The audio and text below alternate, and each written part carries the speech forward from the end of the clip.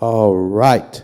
What's going on, guys? Welcome back to another episode. I want to do a quick appreciation for everybody who's been watching recently, interacting with the channel, interacting on social media, interacting on Twitter, all that sorts of stuff. It's really cool and nice to see all that sort of stuff, especially my friends and family members.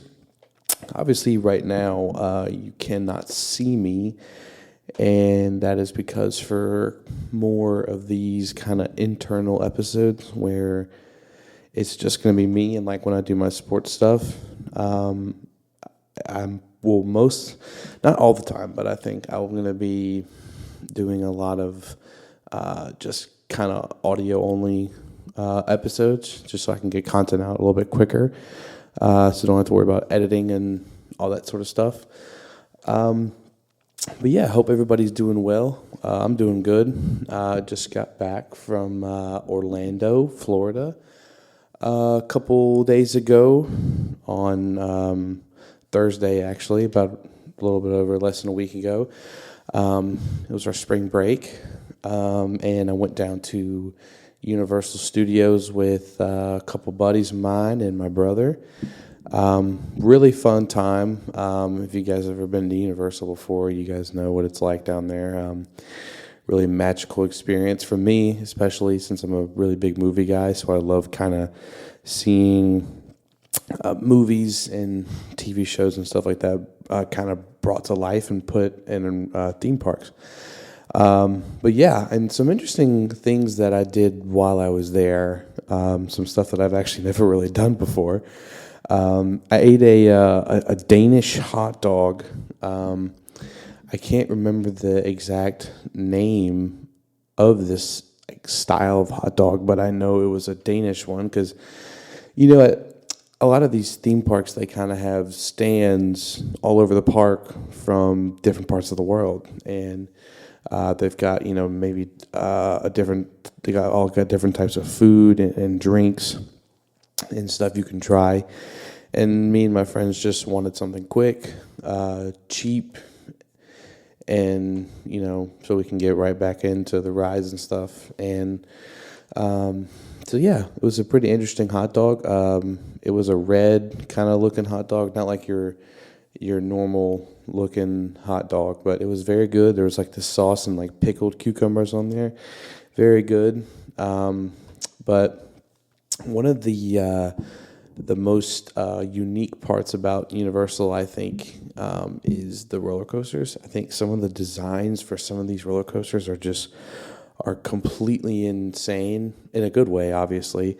I mean, so if you've been to Universal before, you know that there is a ride called Velocicoaster. And Velocicoaster is like one of the most intense things I've ever done before. I don't know if I've ever talked about it on the show before, but I mean, it's completely exhilarating. I mean, so it's themed after the Jurassic World movies about the Velociraptors. Oops, sorry, I'm fixing my mic. And it's super fast, super intense. You go I think the fastest you peak in that ride is probably like 70 miles per hour. But I think you just kind of consistently stay at that throughout the whole time. And it, like I said, it is really, really intense and super fun too. So if you're into like roller coasters and all that kind of stuff, definitely would recommend going to Universal and trying the Velocicoaster because it's awesome. And stayed at a really nice, really cool resort or hotel. The whole thing is a resort, but the hotel, it was like an Italian-themed kind of hotels. They had a lot of restaurants, bars around the area. It was really cool. One thing that I always forget, but I keep doing it anyways, is that they always get you with the drink prices. The drink prices at the hotel pool bar and restaurant. It's a little expensive, and I didn't realize till the end of the afternoon how expensive my tab was on drinks, especially. I'm not going to say how much it was, but I mean it wasn't awful, but for the amount of drinks that you've had, you think it shouldn't be that much, but it's ideally way more than what you'd actually expect. But yeah, just a really good time. Spring break is obviously one of my favorite breaks of the school year. Best weather, I think, and normally always get to do something fun. For obviously that isn't always the case. I've had spring breaks where I haven't done anything before, and it's been awful. So, but yeah, but so that was kind of what I was doing last week. As y'all know, I did like a 2-part episode with Trey, and I scheduled the upload. So while I was in Orlando, or actually I was coming back from Orlando, but on that Thursday the podcast came out. So I haven't actually recorded yet. This may not even release. I'm just in my room right now with my mic and my computer, just sitting down, just talking, because it's fun. I like to do it. But I guess this will kind of be a mixture in between a sports show and just like a normal show, like with just me, I guess. Because obviously there's a lot on my mind right now when it comes to MMA and UFC. I mean, there is just so much going on. I mean, just coming off an incredible card this last week with UFC 286, which was the ending trilogy of Kamaru Usman and Leon Edwards. Their trilogy is over, and obviously, if you guys watched the fight, Leon Edwards came out with the win via decision, which 48-46 and 47-47 for the winner by majority decision, and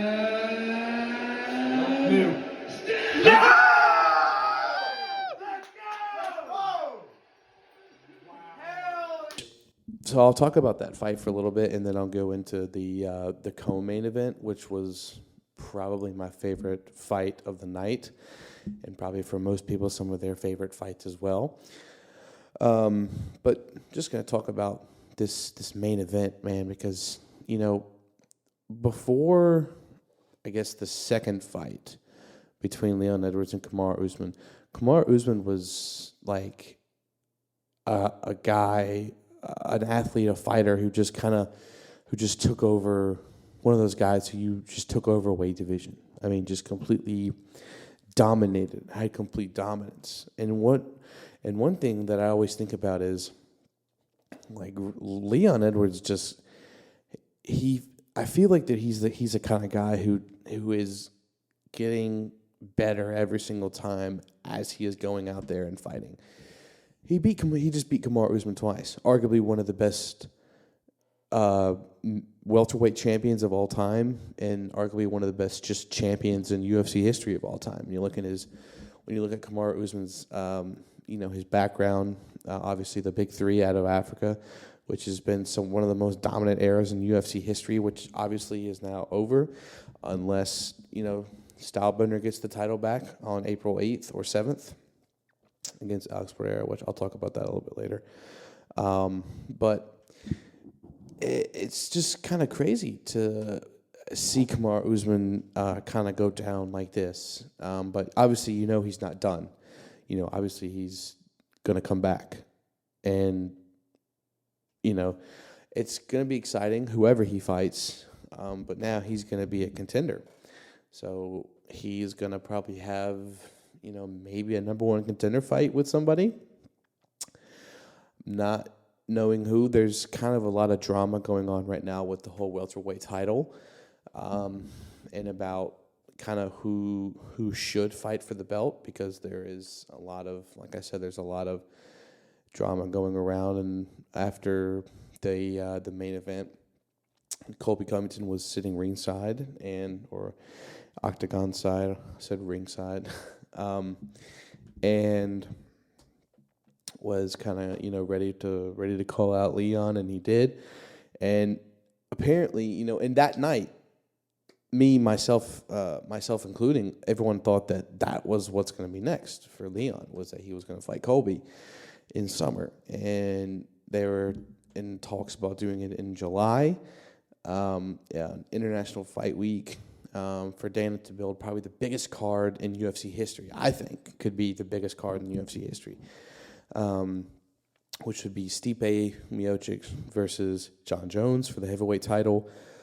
Obviously, the Leon Edwards versus Covington welterweight title, and then Alexander Volkanovski versus Yair Rodriguez for the featherweight title, and that I think, and that's just three fights on the main card. So obviously there is still 2 more slots open that you can put in there, and you can literally put anybody in there. And I think I've been looking on Twitter. People have been saying that you can throw Hamzat in there with the middleweight contender, because I know, if you guys haven't heard, Hamzat is moving up to middleweight because his team came out and said that he is no longer going to fight at 170 unless it was for a title. Obviously, he couldn't make weight at 170, so there was no point in him fighting for a title anyways. So now he has moved up to 185. Which is interesting because now he's in the mix of 185 contenders, and I think he could be a contender. If you ever go back and watch Gilbert Burns versus Hamzat Chimaev, one of my favorite fights that I've ever watched in the UFC, just an absolute brawl between those two. And I just love guys like that. Hamzat is just a guy who you want to see fight all the time, and who you want to see win. But obviously he has been struggling with the whole weight thing. So if he's going to move up, where he can, maintain a weight and not have to worry about cutting. Obviously he will still have to worry about cutting weight, as all fighters do. But it's going to be interesting to see how Hamzat moves and how he looks at middleweight. But yeah, July 9th, International Fight Week, has the opportunity to be a really, really big card. And I hope that Dana White does something about the card and makes it interesting for us, because obviously we're all gonna want to see those fights. And anyway, so back to the welterweight title fight. So over these last couple of days, at least after the main event on March 18th, so obviously the main idea was that Colby Covington was going to be next for the welterweight championship, and I'm honestly all for it. I'm a huge Colby Covington fan, but I'm not going to say that I would not want to see him fight for the title, because, who wouldn't? It's Colby Covington, but he's obviously fought for the title. I think this will be his third shot at the title, but he's been twice for it. So, I don't know, man. It's just that it's interesting about Colby. Obviously, there's this whole rumor going around about Dana White privilege, and that if Dana White loves you, then you're going to be able to get whatever you want. I'm not going to get all into that, but I think that there's a lot of I think that there should be maybe a contender fight for the welterweight title before you just kind of throw somebody in there, especially if it's Colby. But also, a lot of people who, Henry Cejudo including, are thinking that the next welterweight champion of the world is going to be Colby Covington, which is interesting because the fight hasn't even happened yet, and people already think that Covington is capable of beating Leon Edwards. Now, I'm not saying he's not, because obviously Nate Diaz is, but, Nate Diaz didn't finish him, of course, because he wanted to be cocky, as normal Nate Diaz is, which is, that's fine. I'm here for it. But, in terms of that fight between Leon and Colby, I think would be good, and I think would be close. But I just don't know if that is what needs to be next for Leon Edwards. I'm not sure if that is what needs to be next. But I mean, I don't know. Obviously, you don't want a fourth fight between him and Edwards. I mean, between him and Usman. I mean, that's just. But Usman is still going to hang around as a contender, unless if he just decides and ups and retires. Determining on how his career pans out and if he's going to get another shot at the title anytime soon. But then I've also seen people say that the main event is just that Edwards beating Usman for the second time and beating the trilogy was just a setup for a Leon Edwards and Conor fight. Now, I've heard about that, and Conor's even said that he would like to fight for the welterweight title. He's said it many times. Years before he even came back and fought, he's mentioned a welterweight title before. So I go, well, what if, obviously I'm saying what if, I'm not justifying anything, but, what if Conor goes in and, so obviously Conor's got to beat Michael Chandler first. If he even wants to even think about getting a welterweight title shot, he's got to beat Michael Chandler first, which is going to be an interesting fight. So I'm just going to say what if. So what if Conor goes in there and Conor beats Michael Chandler, however, decision, knockout, whatever you want to call it. If Conor does that, what honestly do you think would happen next? It's an interesting question because do you think Dana is going to immediately give him a title shot after just one fight back? Or do you think that he would automatically put him in the contender spot and have him fight somebody, maybe, say, Colby Covington or Kamaru Usman for a number one contender spot for the welterweight title?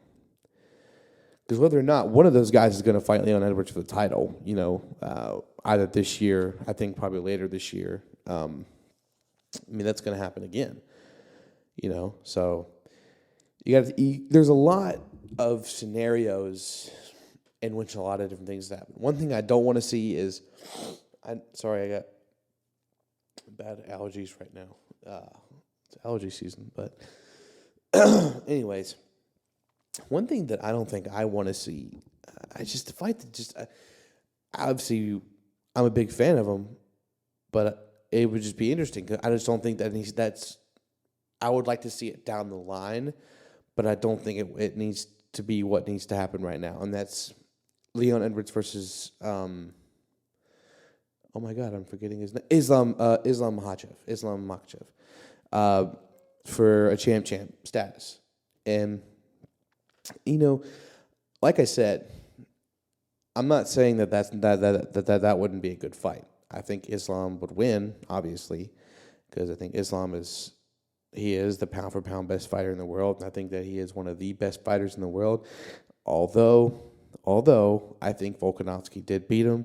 Talked about that in a previous episode, actually the previous sports episode with Jack and Hudson. Go check that out if you haven't yet. But I think that, oh wow, so I have the first Usman and the second Leon Edwards fight going on right now while I'm recording this, and Leon just did the heel or the shin to the face and knocked him out. What an amazing knockout that was. So one of the best stories in UFC history, in my opinion. Leon winning that second fight.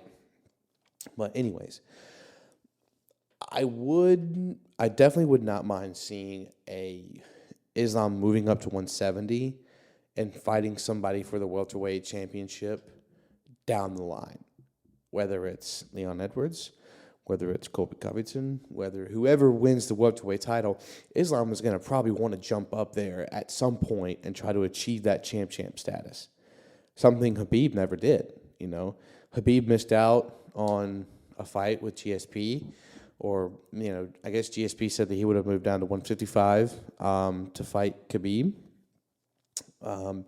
Which, God, man, I was watching today while I was in the gym. I was watching like a promo for that fight while I was on the treadmill, and just, man, that would have been an incredible fight between GSP and Khabib. But anyways, so Islam fighting at 170. I like the idea of it, but I just don't know who I would put him in there with right now. I don't know, because it's hard, man, to try to figure out where to put a lot of these guys in fights, especially if scenarios for other fights happen. It's an interesting business, and it's so cool to see kind of how all this stuff pans out.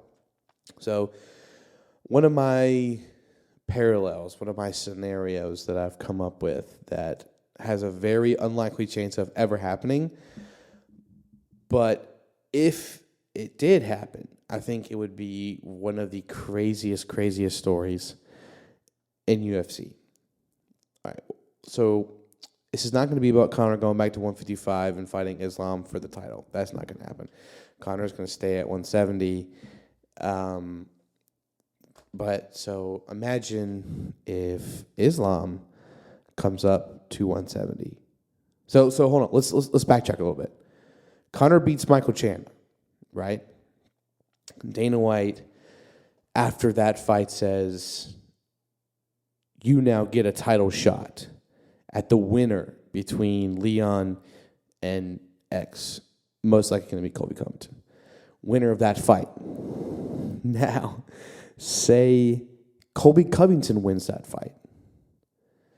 You now have probably two of the most electrifying guys in the UFC fighting for a title. Not to mention fighting for Conor's third weight division title. Now say Conor beats Colby Covington, becomes the UFC welterweight champion of the world.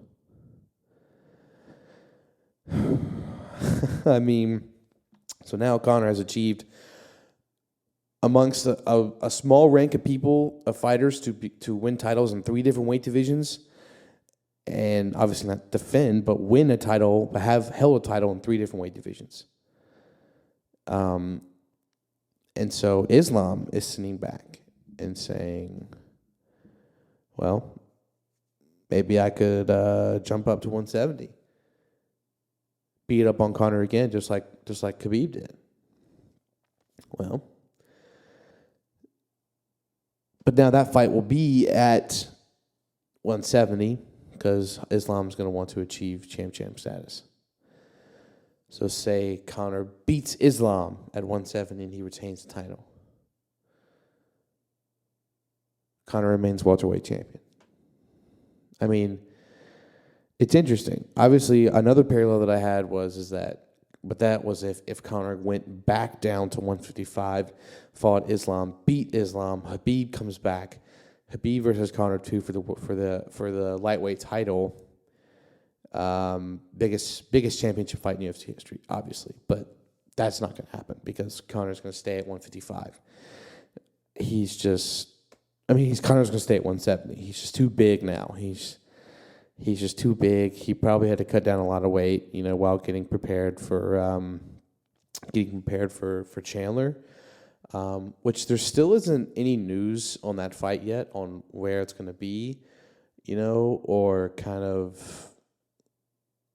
or anything, where it's going to be. The top 3 rumored cities: Vegas, New York, Austin, Texas. Those are the rumored cities for Conor and Chandler. Now, I'm begging for Austin, Texas, because that's the closest to me, and knowing me and Jack and my crazy MMA friends, Hudson and Jack, we will probably do stuff to get tickets to go watch that fight in person. I mean, because that would just be crazy. I mean, I just don't even want to think about it right now.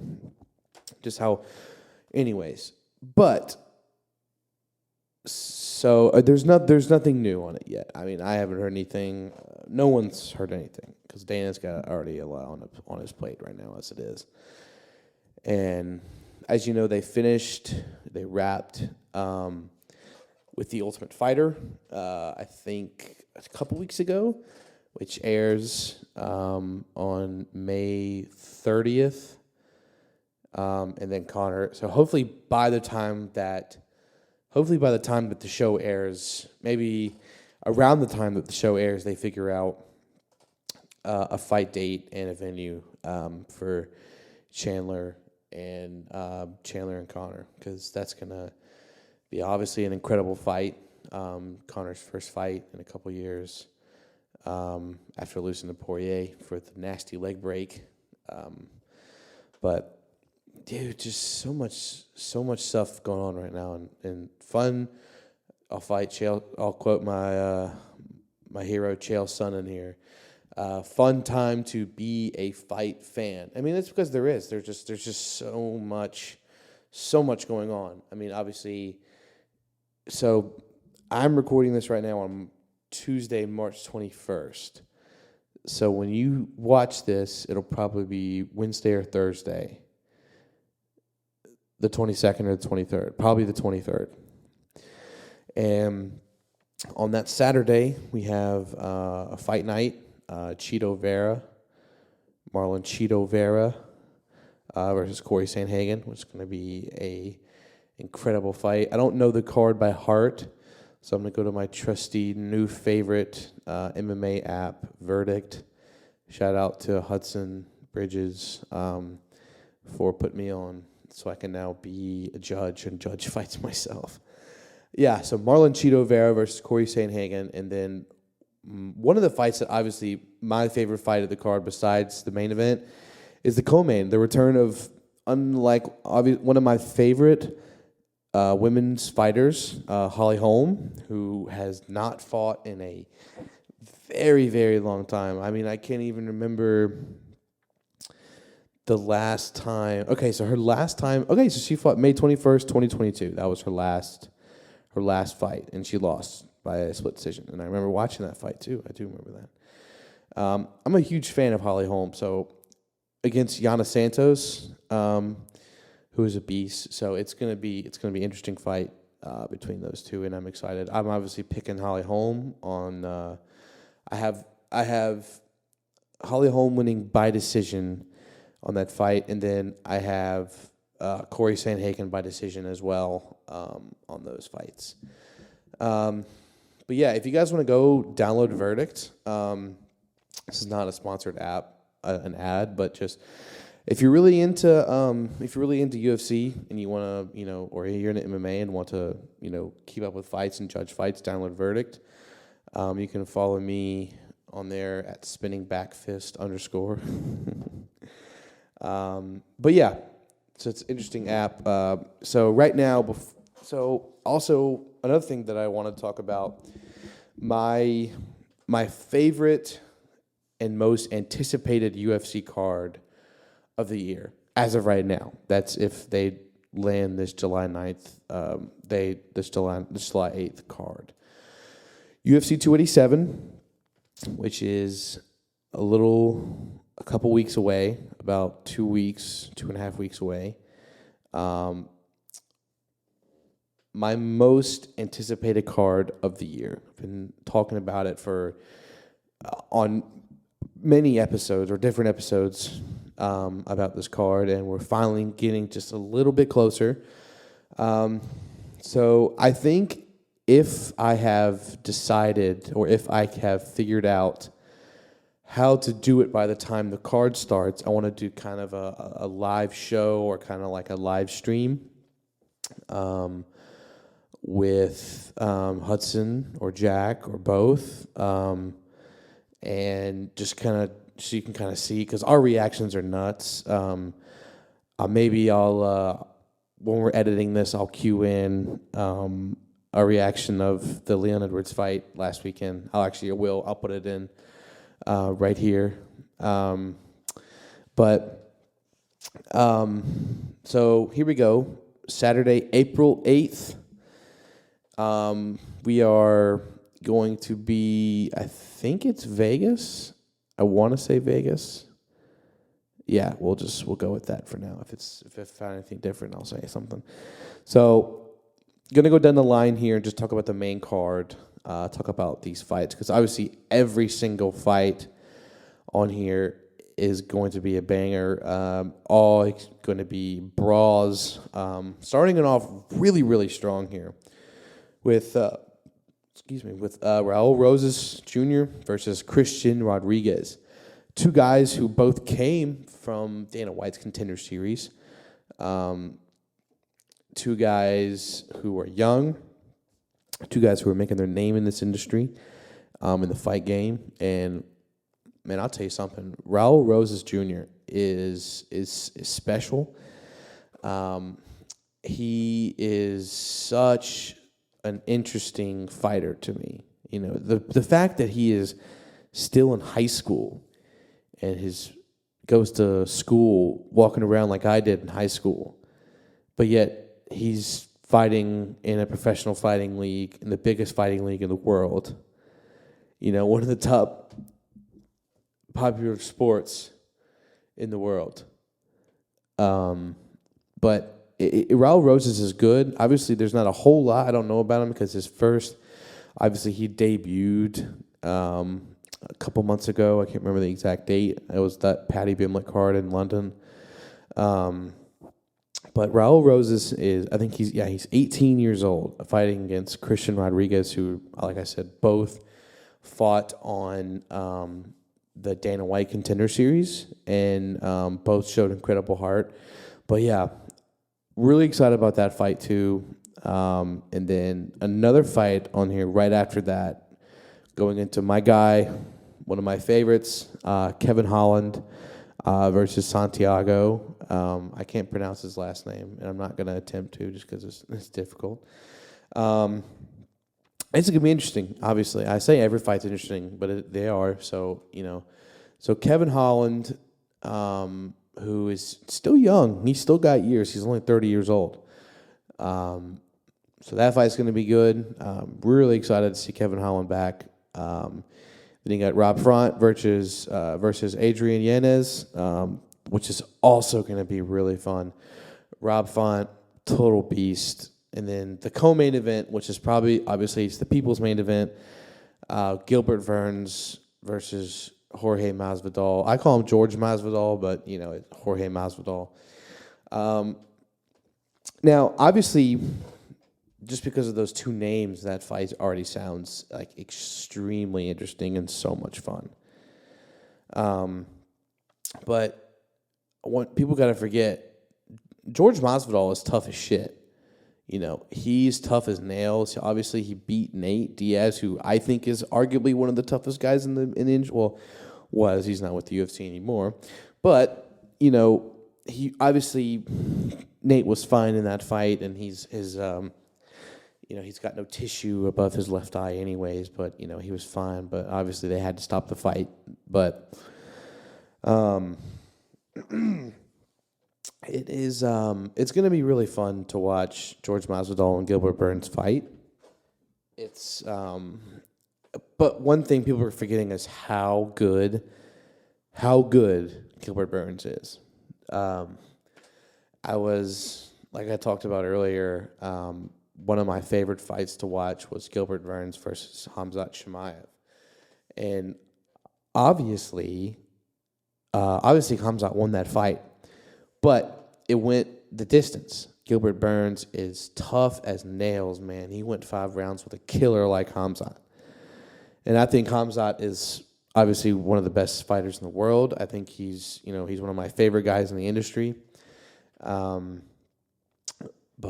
then you got George Masvidal, who is notorious for surprising, or also notorious for letdowns. You know, he's lost to Usman. He's lost to Colby Covington. So, I mean, But, you know, I think it's still going to be a pretty interesting fight. I think that, but I think Gilbert Burns will win. I think he'll win, you know, quick, you know, maybe second round. If not, it'll go the distance because they're both tough as shit, so tough as nails. But, you know, the main event is mainly going to be the main reason why I watched this fight. Alex Pereira versus Israel Adesanya 2. But this is also not the second. This is all this. So they fought. So I'm going to give a little background for those of y'all who are not so familiar with these two and their rivalry. So before both of them were household names in the fighting world, they were kickboxers. They were kickboxers, and Alex Pereira was like Izzy's guy in kickboxing. And Pereira beat him in kickboxing. Only person to knock out Israel Adesanya in any combat sport, whether kickboxing or MMA. Only got to do it twice. Now, obviously, in that first fight with Adesanya, which was just such an incredible fight, you know, obviously Adesanya was winning, you know, most of that fight. But it's just kind of crazy how he couldn't finish it, man. Adesanya could not finish the fight. And it showed just like with Usman and Edwards too. You know, it's a very interesting scenario between those two fights because Pereira and Adesanya was owning Alex Pereira the whole fight. I mean, he was outboxing him, which Pereira is one of the best. I think one of the best the best kickboxer in the UFC right now. But Izzy was outdoing him, man, that whole fight, all 5 rounds.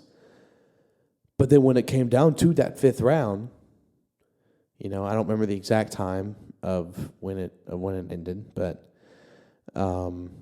he couldn't finish it, man.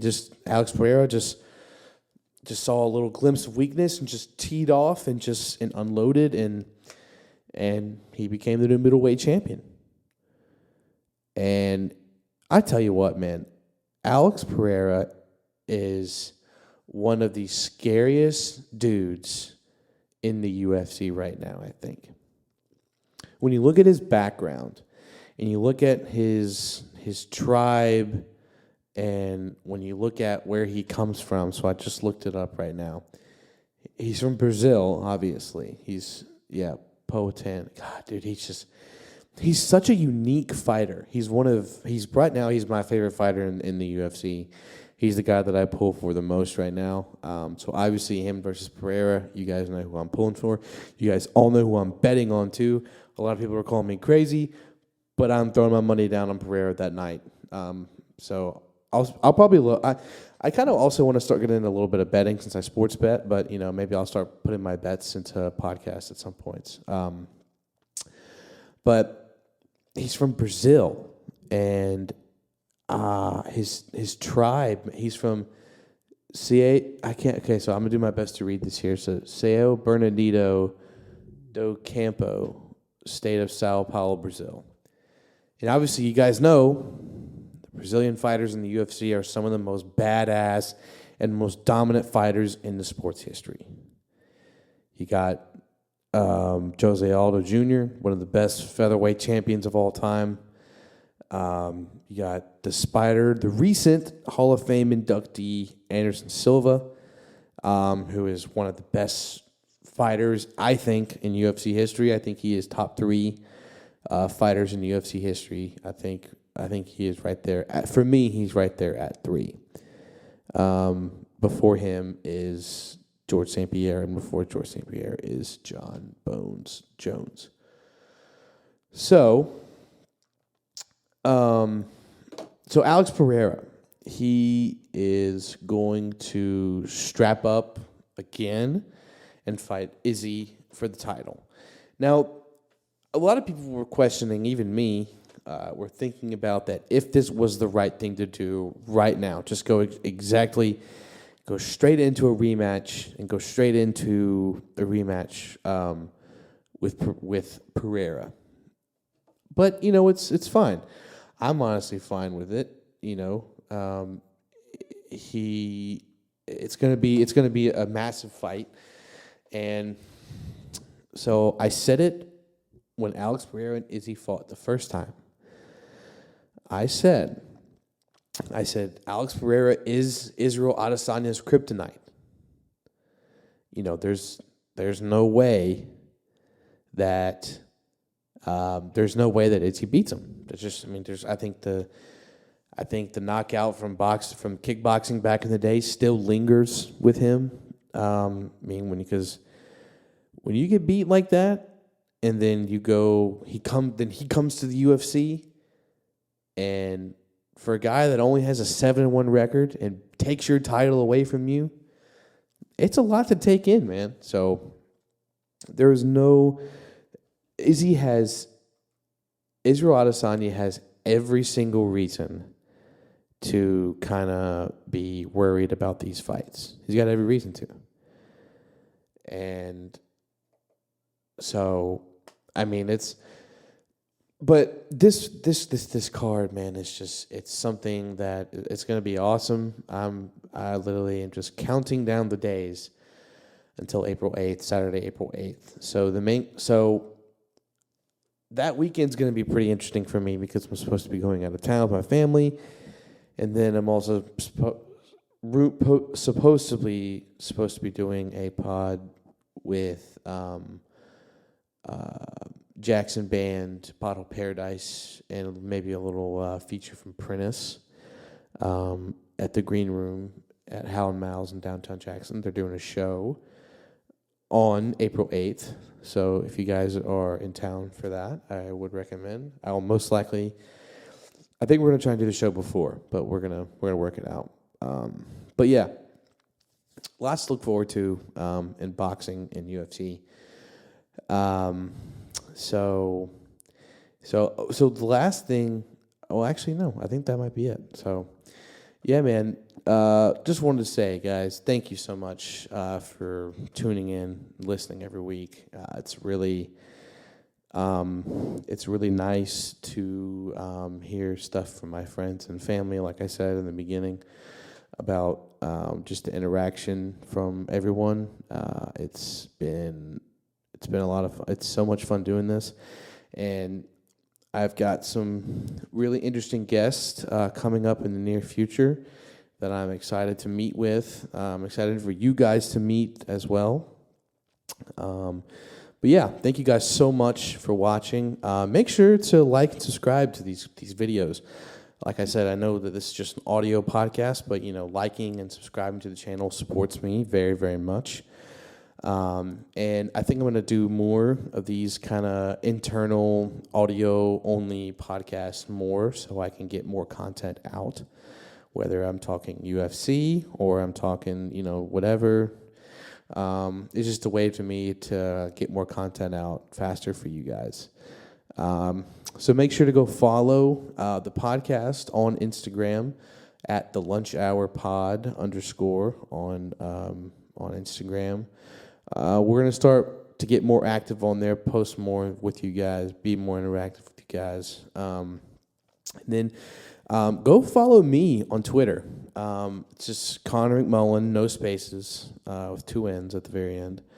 I'll put a link. I'll put all the links, obviously all the links to the social are in the description box, but I will link my Twitter because I am just constantly raving on Twitter, especially on UFC nights when there's a card going on. Most of the time, I'm tweeting all throughout, giving you guys my takes on the fight, how I'm judging it. But yeah, guys, I think that's all I have. I'm actually pretty impressed with myself because I didn't do any bit of prepping for this at all. Just kind of rolled off the dome. for this episode because I really just felt like sitting down and hanging out and talking a little bit of UFC with you guys. But yeah, thank y'all so much for watching, and I will see you guys next week. Peace.